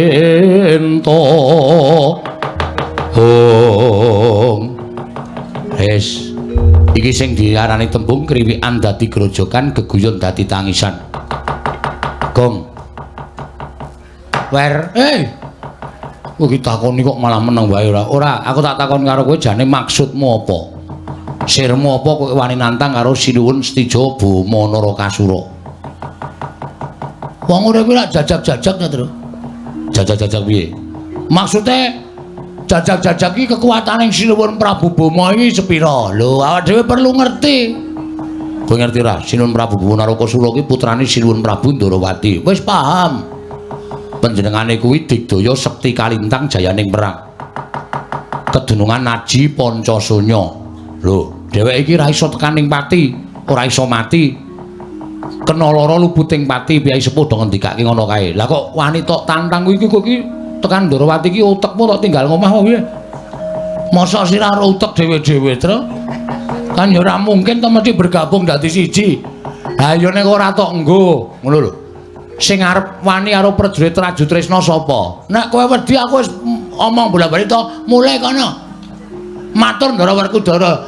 Raden, Gusti, Ndara, kula mboten kelakon mboyong Sinuwun Ndarawati. Ora, wah Petruk kok kan cangkem bres. Modar kowe. Kowe modar ning Jodipati ora kanggo gawe dikongkon ra entuk gawe. Mati nang kono karo prajurit Ndarawati dinengke wae. Ning nek aku lho wis dikongkon dipercaya karo Ndara Werkudara mati nang negara Ndarawati. Takokke mesti Petro, Bagong Nendi. Bagong pejah Ndara Nendi. Ndarawati. Mergane Gelut prajurit Ratu Tresna. Petro, kuandane Bagong digoleki dipendhem ning Taman Makam Pahlawan. Ning arep dipendhem ning Taman Makam Pahlawan iki sapa? Aku. Iki. Awo mung kaya kowe kok dipendhem ning taman dipendhem. Rasa kesusu ora ditendhem. Dipendhem ning Taman Makam Pahlawan iki lelabuhamu ya apa? Lho, Labi Ndara Werkudara perang karo Ndara Stija. Sawadya balane sing ngakon perang sapa? Aku. Ah sing ngakon kowe kok sing rumangsa mbelani Ndara Werkudara ki niatmu piye? Ngene wae, Truk, rasa kowe ceramah. Aku males e. Kowe wani ora? Hah? Nek ora wani kowe bali ya, tak tandangane. Nek aku bali kowe nandangi prajurit Ratu Tresna, kowe mati. Engko nek kowe mati aku ora mbelani dikira aku ki ora tresna karo Adi. Ah, kene iso mikir. Ambek dibelani. Nek belani kowe karo aku mati bareng. Prajurit Ratu Tresna kuwi ngerti ora, Gong? Buta-buta. Masa? Heeh. Ora manungsa to? Ora, panganane daging. Padha no. Aku makanane ya daging, ayo. Ini rak mateng. Lah nek kono mentah. Aku mentah ya sok doyani. Antil mencelat kowe. Ya meng kala-kala. Nggo selingan. Wong ki ra dhewe ya. Ah iya. Ya wis lah, kadang wis wani ya kalah cacak menang cacak dadepi wong loro lho, Le. Oke, rasa wedi wis to. Nek kowe semelang aku seneng ngarep. Ya, Aku sing ngomong, sing gelut kowe. Padha wae ora. Nek ra kowe rasa kangelan ngomong, ngomongnya mung paitan abab ya. Pira wen, kowe meneng wae. Engko nek pancen Ndara Stija kuwi duwe niat ala karo awake dhewe, mau ora wis ngendikake nek Ndara Garkaca dikira nyidra Dewi Nyanawati, ya ta? heeh. Monggo Ndara Garkaca gerah. Ah iya. Nek pancen meksa kaya ngono, aku ya njaga nama baike Ndara Garkaca to. Lah iya.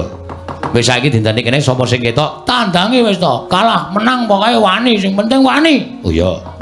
Mati urip kagungane sing gawe urip. Iya. Rasa semelang ro mati to. Wong semene kae iki mung do antri modar tak andane. Ning tenane ya ngono ya, Gong. Ah iya, mati kok wedi ora. Kowe wani urip ki kudu wani mati. Nek ora wani mati mbiyen rasa urip. Bener, kandhane kok celingak-celinguk ora. Mati ki ora iso urip meneh, Gong. Kowe sing ngomong sapa? Anggere dobati ya urip. Ngeyel kowe maning ora. Kowe pokoke dinteni kene ya, tak enteni ya kancanane, Gong. Nek kira-kira kowe kalah, aku sing maju. Maju bareng mana dhewe-dhewe? Ya maju bareng. Pokoke gotong royong. Ya, gotong royong ya manut.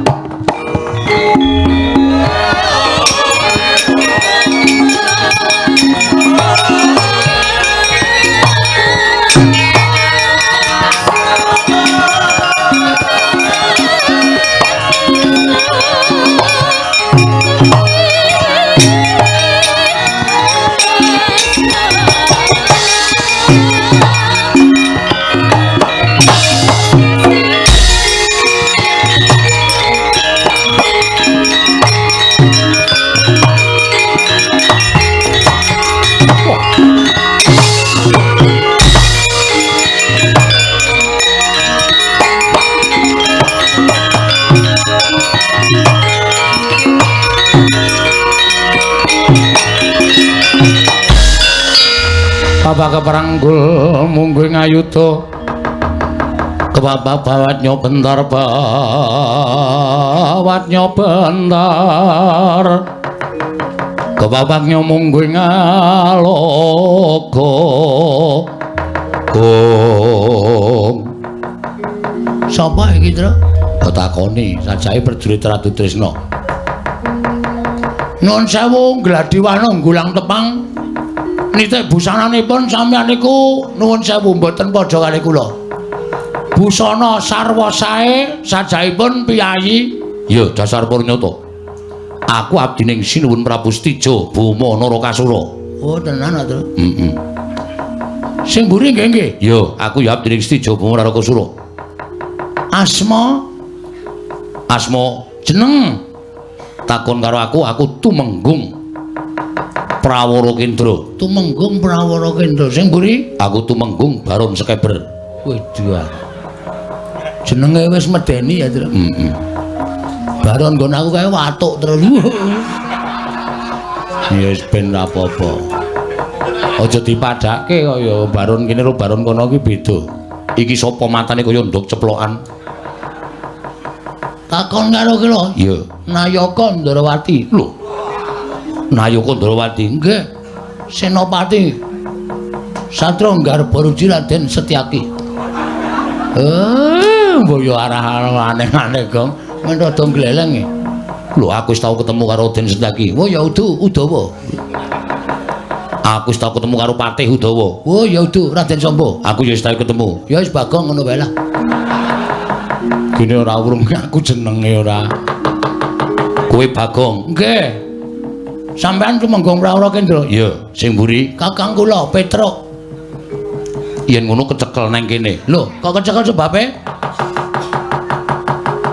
Aku diutus Sinon Prabu Setija Bama Raka Sura goleki jenenge Bagong karo Petruk. Nek wis ketemu kon bondo tangane kon ngerincung sikile.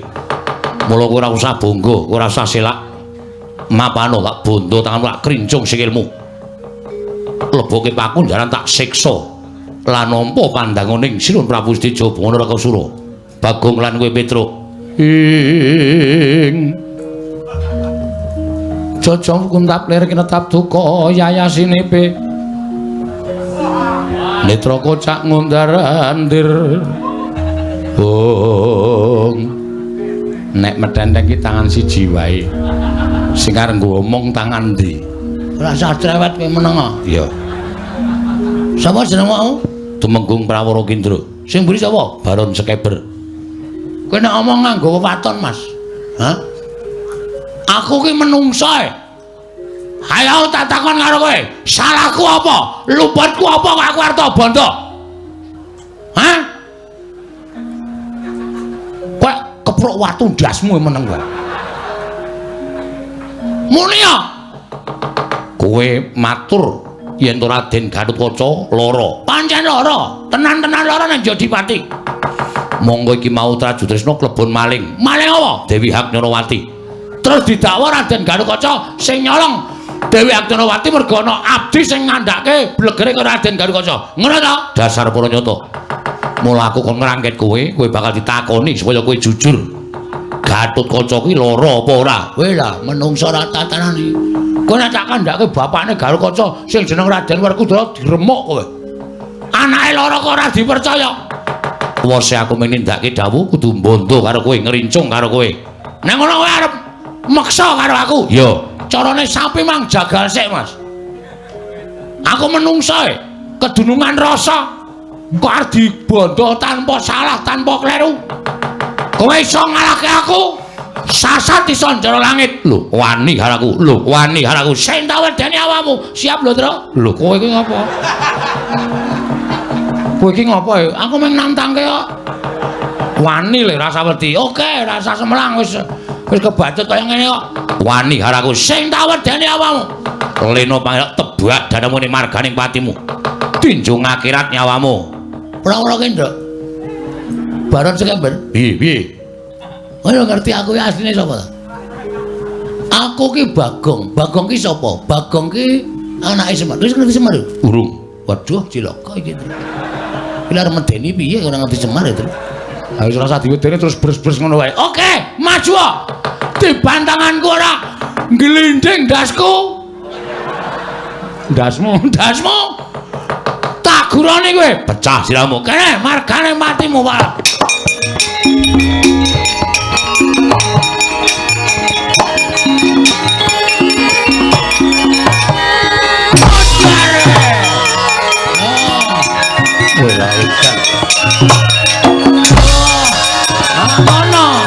Maju terus.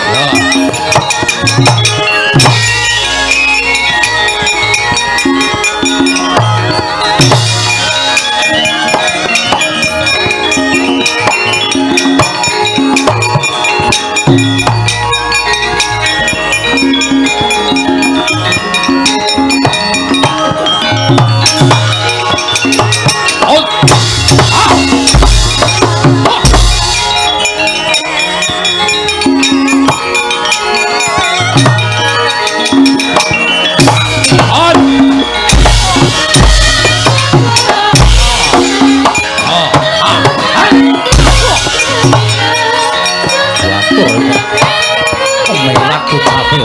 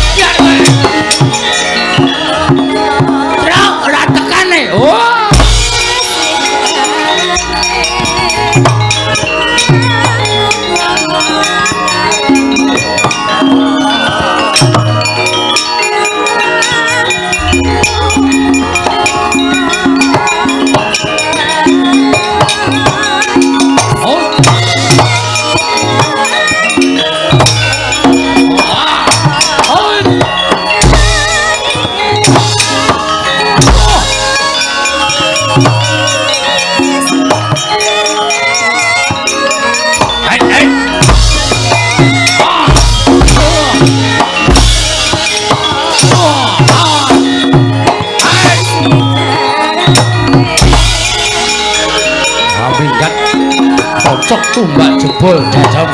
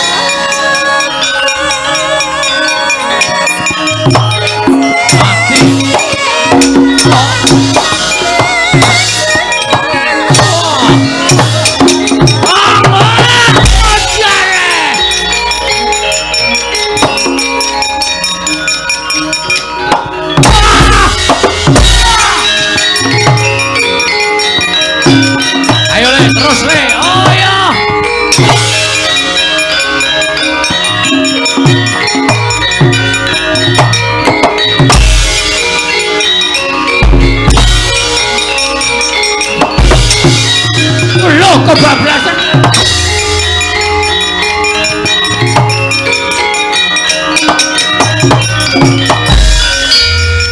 lho iki urung-urung kok wis nggawa warit ndara rampung-rampung ora tak bacoki mbaka siji ora ana rampunge lho kowe lah dalen ngono kuwi sing gendak sikara karo adikku yaitu Menggung Baron Sekeber dasar apa nyata. Sapa kae mau jenenge? Prawara Kendra. Sune rasa ngelang-el jenenge ya. Ling-eling rekoso. Ya. Yo. Ayo, kowe arep ngopo? Ayo. Kowe arep gendasi karo ponokawan arep mbontok ponokawan. Aku wong ora salah, aku wong ora luput. Wong ora salah, wong ora luput ki diayomi karo sing gawe urip. Mati ta baca siramu modar kowe.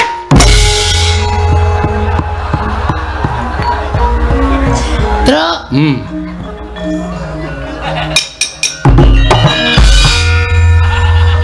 Truk. Keseran le nuncepke. Angale ndudut. Wis senengane kemempengen ning goblok. Menang. Ya. Menang lho. Senengane dadak ngerkasake sedulur kok kowe ora. Terus ndasku wae sing lara terus. Ha piye carane ora sikep sirahe lara meneng wae. Seneng wae ya. Ya kurang sithik iki mung kari pucuke. Pucuke iki aja kon nyangkol. Karang jenenge wae arit. Pucuke iki mesti nyelekuwek. Ah iya. Iki mesti entuk watu iki. Ayo watune diru. Ya didanake sithik. Iya. Kowe nek ndak dokekmu iki angel ya, Tru. Ah iya. Iya. Kowe. Kene iki mung sithik. Ah iya. Mung sithik kok iso angel ya. Dunia ini penuh dengan lika-liku. Maju terus le. Amos, sapa mau jenenge Brawara Kendra. Ayo, kowe aja mlaru, Ndra. Ndra sapa? Brawara Kendra. Ha iya tuh ya ngono. Mati jeneng aku ora kowe.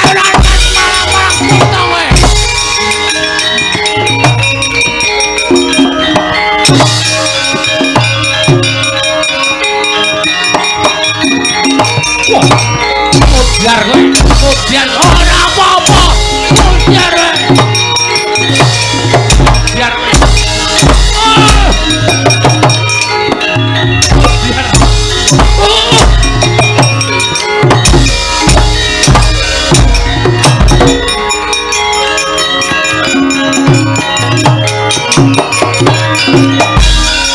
piye, Gong? Mumpung nggawa arit kok nglesak. Ketonyo terus ndasku terus. Asu. Lah ngopo? Aku nggawa arit kono nginceng siraku dis. Anggere tak antel minggat. Ora kena. Pantone dis anggere tak antel minggat. Suwe-suwe ra ya buyer. Ah iya. Nglecak dhewe aku. Mlasa nek perang ki penuh kudu iso endo. Kaya aku mau lho, tubruk ngewa endo nengen, tubruk nengen endo ngewa. Kono. Nek diantem endo, aja meneng wae. Siap. Sehat to? Sih. Aja kuwatir. Go meneh arite, maju meneh kok. Sesek meneh, ora apa-apa. Aku jane ngene iki sok mesake sing nabur lho, Tru. Ah iya. Lagi omong dicek-cek dlantang. Mesake kanca-kanca. Ora apa-apa, kanca-kanca ki pancen apik nek disiksa kok, Gong. Oke wis, ora masalah ya, ora masalah. Ayo, ajar dening aku ya, Kak.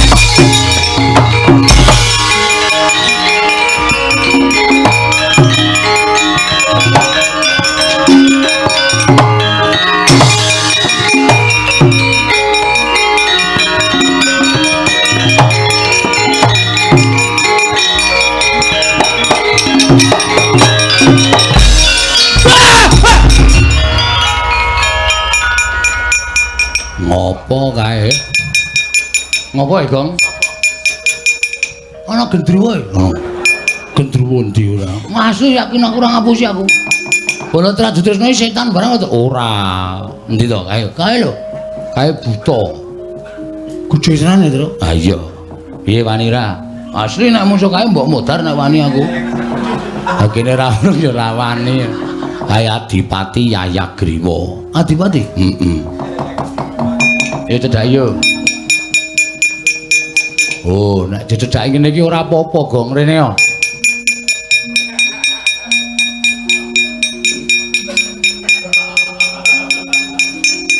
Wedi, rasa wedi ra.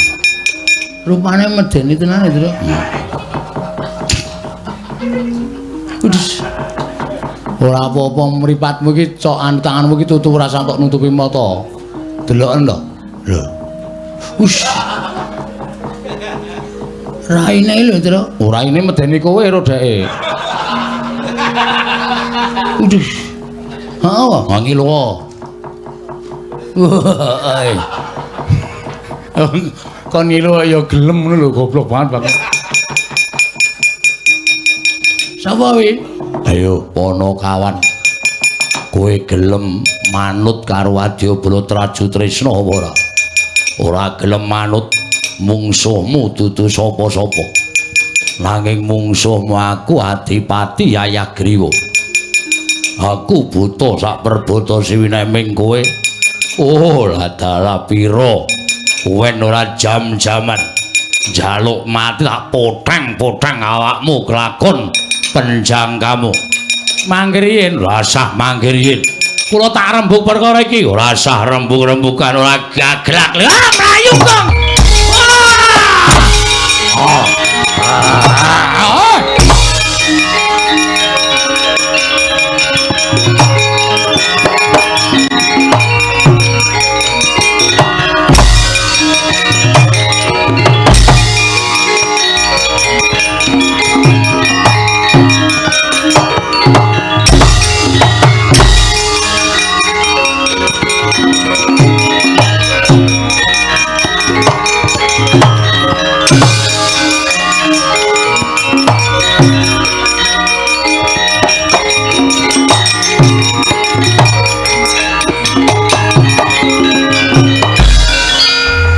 Mlayu modar tenan. Butane gedene ra jamak-jamak. Monggo wis ngamuk tenan Petruk ora minggat. Wah, poteng-poteng awakmu. Wah, sir-sirane aku. Ha iya. Mulih wae le ya. Ning Jodipati ya, ning Jodipati. Matur Ndara Werkudara apa perlune, Tru? Nek ora ngono, ndak ora rampung-rampung. Engko nek aku sing matur Ndara Werkudara kowe ngeyohi lho, Gong. Kok ndak dikira ora ono seksine. Heeh. Ya.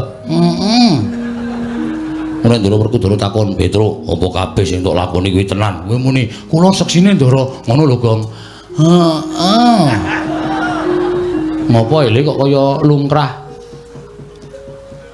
Konangan Satpol PP. Endi?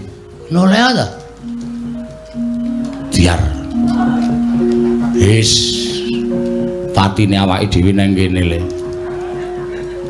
Rono ketemu buta gedhe, rene ketemu sing tunggu Ndarawati kadange Werduk. Ki mesti engko Bagong, Petruk. Kowe gawe rame negara Ndarawati anggap apa? Kowe drajating ponokan gawe geger negara Ndarawati. Mrene. Loloi nenggara cangkemmu kowe nyus. Aku tamburi wae. Muni ngono tenan po? Biasane ngono kuwi. Dadi loloi ya cangkemmu. Tak takonane alon-alon ndak duka. Heeh. Nyuwun ngapunten sinuwun. Jumeneng wonten ing mriki aku ndelok Leda Perang. Nggih. Tata-tata lho kok. Heeh. Petruk. Nun. Melayu kowe. Nun. Melayu ngapa? Ora kok ki nun to, Ndra. Kono ki nek kowe ki ra krungu nesu tenan. Melayu ngapa? Mengsah prajurit Raju Trisna sinuwun. Terus prajurit Raju Trisna janjane kula ora marahi ning sinuwun Stijo niku pancen nuwun sewu mulang sarak. Kula wis ajeng bali teng Jodipati kok prajurit Raju Trisna methuke kula Petruk Bagong dibontotane krincung sile disiksa takoni Garutkaca lara tenan apa ora? Sing muni ngono to. Ndara Stijo dawuh kalih prajuritipun, "Ya, Gong. Aku ora ono Mas kuwi." Sing jingik ning ngarep mau sapa? Kok muni ora ana? Nggih, pancen leres ngonten. Terus kok mlayu ngopo? Sing maju buta gedhe. Buta gedhe sapa? Sapa Gong mau, Gong? Sapa to? Kowe sing apal kok. Adipati sapa Minajingga? Adipati Yayagriwa. Adipati Yayagriwa sinuwun. Lho. Nek ngono Stijo ning negara Ndarawati iki nggawa prajurit pirang-pirang. Nggih. Nek perkara karo dibonto karo Stijo aku ora melu-melu. Nek prajurit Raju Trisna melu-melu gawe geger negara Ndarawati, aku ora trima. Hati-hati, Kong. Hati-hati, Kong. Aku tak lungase kowe ya, Tru. Nek diloloi lenggala, dadi diloloi kowe. Nggih pancen mekaten sinuwun. Pancen leres mekaten. Lajeng kersanipun nek kowe nganti mati aku kelangan. Nek Stijo sing ngajar kowe aku meneng wae. Mergo perkarane karo Stijo nek prajurit Raju melu aku ora nrimake. Oh, nggih. Tan trimanipun ya tak ajari. Ya. Estu napa? Iya. Ha niki wonge. Yayagriwa. Krungumu apa? Goblok kowe iki. Bagong tak ajari. Muni ngono kok. Aku salah apa, Petra? Aku salah apa? Aku kan balamu, aku arep diajar. Ya ora usah nangis ngono kok mewek-mewek ora. Lambemu ombo nek mewek iki elik banget ora. Ora. Kowe ketoke kancane arep mateni aku nek jane ngono kuwi. Wong ra sida kok, ra sida kebacut lara atiku. Ngopo Bagong nangis ngopo? Mboten kok. Mudar. Kamu kapan? Takoni cilaka kowe ora. Takoni Ndara Baladewa ngrekoso. Ya Griwa ngoyak kowe. Nggih, ngoyak kula. Mundur. Mundur. Tak papane ya Griwa karepe dhewe.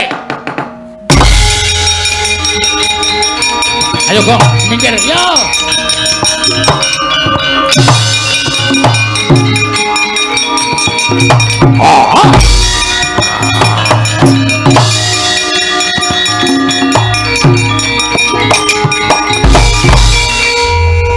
Buta Trajutrisno iki. Iya, dasar kepara nyata. Mamak mripatmu kowe, ora basa karo aku. Ora weruh, aku iso.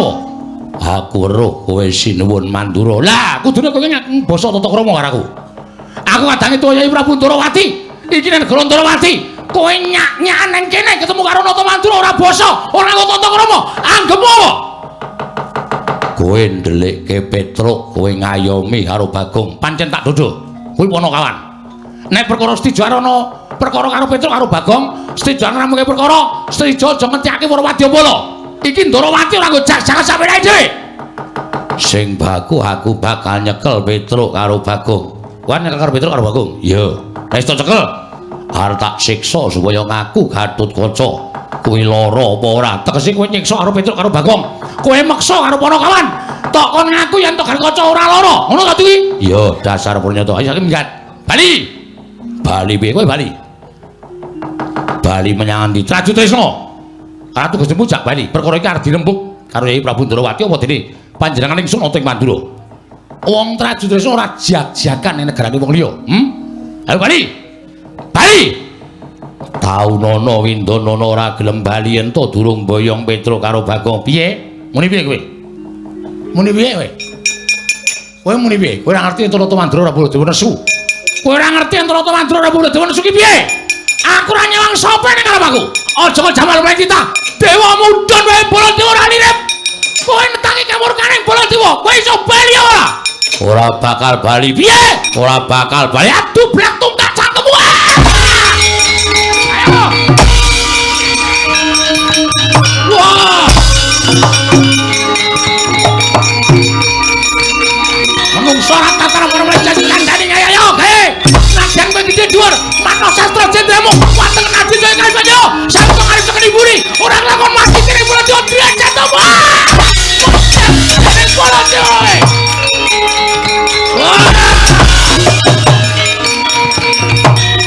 Manus wae jajalan netangi marang kamurkaning Bandol Patrajaya. Iki Nalendra Mandura buku karepe dhewe. Ayo prajurit dadu nang pangkone. Ora bakal tak tinggal nang atiku.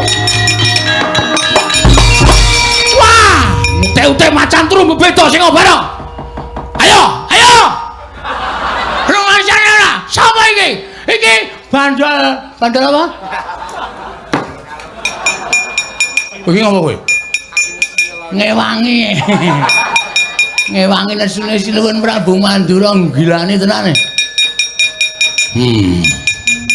Golek wedang putih. Nah. Golek wedang putih. Oh nggih. Aku nek ora dombeni ngene iki nek kun surah barambung. Monggo. Kurang ngapusi lho. Kurang ngapusi kowe.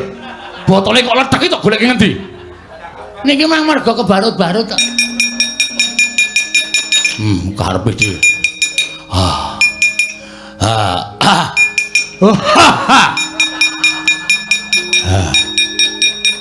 Jangan lagi niki kula weruh omong kok iso karo perang. Ya. Dublak tungkak cangkemmu brus. Truk. Seksane ya, Truk. Arep ngopo? Aku seneng suar kaya Baladewa. Waduh. Wong iki ra jegos kok nesu kaya Baladewa ora. Wis, sawise prajurit Trajutrisno mundur kowe tak kandhani.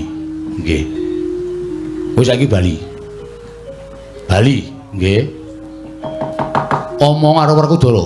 Oh nggih, terus yen to Nyai Prabu Ndarawati lagi jibek penggali. Merga nampa ature anake larang ya Gusti Jaba Mandara Kasura. Yen to Hatnyanawati bojone Stija dicolong wong. Ora kok jeneng Baladewa karo Nyai Prabu Ndarawati ngarani Garkaca ora. Ning iki dadi penggaliane Nyai Prabu Ndarawati ngene ngupaya menyang Hatnyanawati. Oh nggih. Monggo yen to Hatnyanawati ketemu Nyai Prabu Ndarawati tak derekake sowan ana ing Jodipati. Oh nggih, matur nuwun. Pun ngoten mawon nggih sinuwun. Yo, aja gawe geger, mboten. Nyuwun pamit nggih sinuwun. Yo, sing ati-ati, aja kaya bocah cilik. Nggih. Dadi kula niku ulun bali teng Jodipati. Yo. Matur Ndara Werkudara. Yo, pancen ngono. Nek Sinuwun Ndarawati sekathah penggalian. Yo. Wis bali yo. Nggih. Ya tra yo. Yo. Nah ora ngono ndak Ndara wis tak nesu meneh. Ha iya. Mergo Ndara nesu medeni. Aku ora dhewe. Ha iya. Pun ngoten mawon kula nyuwun pamit nggih. Yo. Mengko nek didangu Ndara Werkudara men ceca. Ceca piye? Bagong kok wis bali kok ora bareng karo Jliceng kakangku.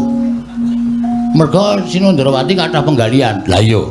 Mergo bojone Stija dicolong wong. Oh, nggih nggih nggih. Nggih pun ngoten mawon nggih. Yo, sing ati-ati. Pareng. Yo. Ya tra ya? Ya iya. Mundak Sinuwun Mandura duka meneh. Ha iya. Mergo nek nganti nesu meneh medeni aku ora dhewe, Tru. Ha iya. Pareng nggih Sinuwun. Yo sing ati-ati. Engko ndak Ndara Werkudara nakoke. Pun ngoten mawon nggih pareng. Yo yo sing ati-ati. Nyuwun berkah pangestu. Sing ati-ati tak pangestune muga slamet ning dalan. Nggih. Dadi wis slamet ning dalan. Kudu paham kowe. Iya. Ngoten nggih sing pamit nggih. Yo sing ati-ati. Oh nggih. Mungkin nek nganti Ndara Werkudara niku takon, nek ora iso wangsulan iso didukani ra ngono ta kuwi? Lah iya. Lah nggih. Pun ngoten mawon nyuwun pamit nggih. Yo sing ati-ati nggih. Ya tra yo. Lah yo ayo. Kuwi mung ngomong wae ora. Engko nek nganti Ndara Werkudara iki takon werna-werna malah ora iso wangsulan malah ngrekoso ya ta? Heeh. Mun nganti iki Bandul Patrajaya ki nesu. Bandul Patrajaya iki. Iki mau nonton wancul kok nganti iki Bandul Patrajaya. Iki Bandul Kalung. Bandul Kalung ora. Parang Sinuwun. Yo sing ati-ati. Nggih, medal iki nang medal iki nggih. Ya penae metu ndi? Menae metu ndi, Tru? Manut. Metu kono. Ya sakarmu, aku manut. Penae metu ndi? Sakarmu. Nek kira mrene ada pundi? Padha wae. Nggih, pun ngono men takon kok. Lah iya. Pun nggih. Yo. Ya Tru yo. Ayo. Ya. Kowe iki nyuwani ora. Mergo nek nganti kula mengke mboten nganti wonten pandangan iki Ndara Werkudara ndak? Iya. Ya wis kalau wis. Nggih pun nyuwun pamit. Ya sing ati-ati nggih pareng. Iya.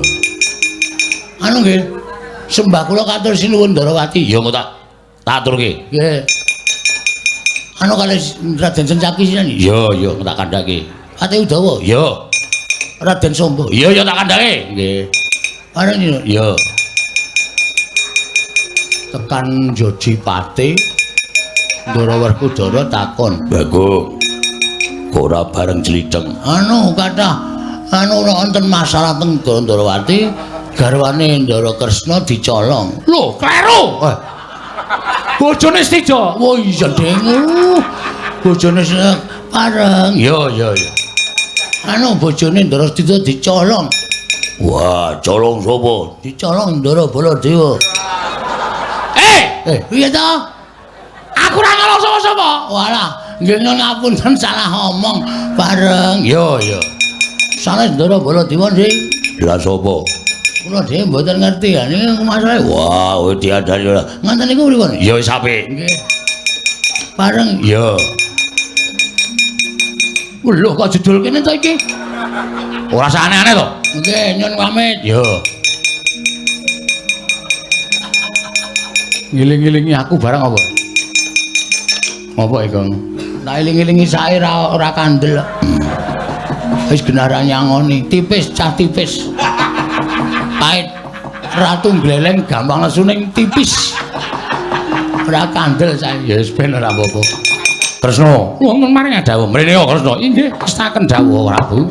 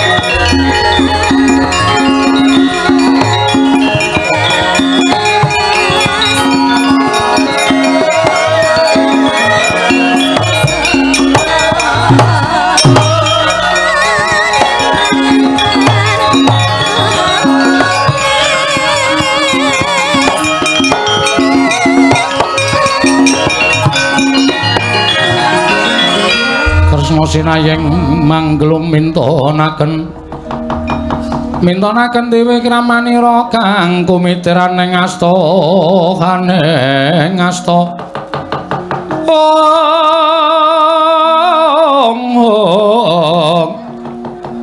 kang kumitiran ing asta aneng asta Setijo wonten timbalan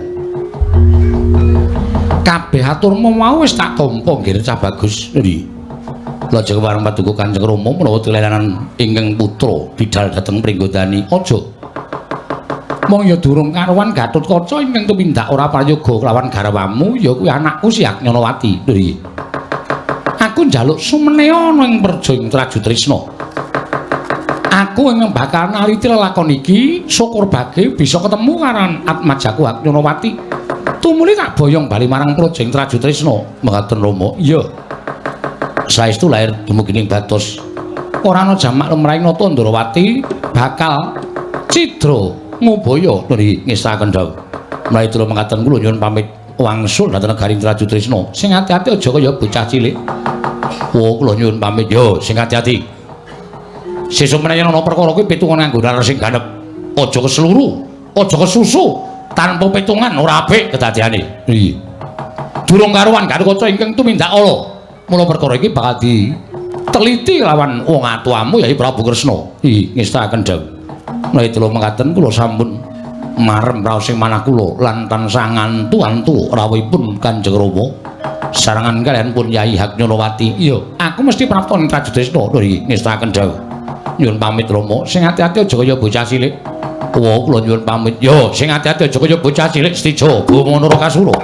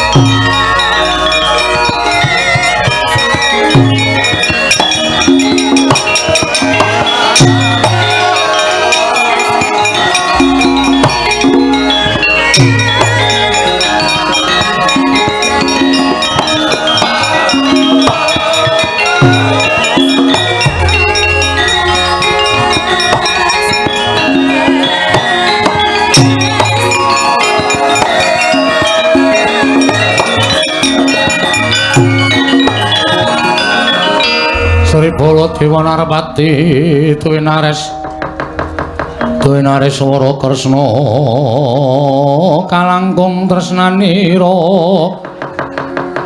kalangkung tresnanira marang Dyapanon Cinawi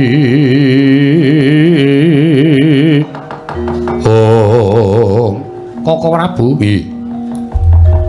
menawi negari Ndarawati kula tilar samangke wonten raos Subriya manahipun anak kula pun Setija ya banjur kinarya mbuktekaken menapa Gatotkaca menika nandhang raga menapa mboten menawi kula nyuwun tulung maduka Kanjeng Koko Prabu menapa Koko Prabu sagah Yayi yen pancen kuwi kinarya pepadhang kahanan Traju Trisna pun Kakang ora bakal selak mekaten Koko Prabu ya pun Kakang mbok dawuh apa Gandeng Petra kaliyan Bagong sampun wangsul ya Koko Prabu latri nututi lampahipun Panakawan lho wigatine mbuktekaken menapa Gatotkaca menika saestu nandhang lara menapa mboten oh ngono inggih yen Gatotkaca ora nandhang lara tegesipun menika wonten sambung rapetipun kaliyan icalipun anak kula pun Haknyanawati yen Gatotkaca lara tegesipun menapa dipun aturaken emban utawi abdi Traju Trisna menika namung damel-damel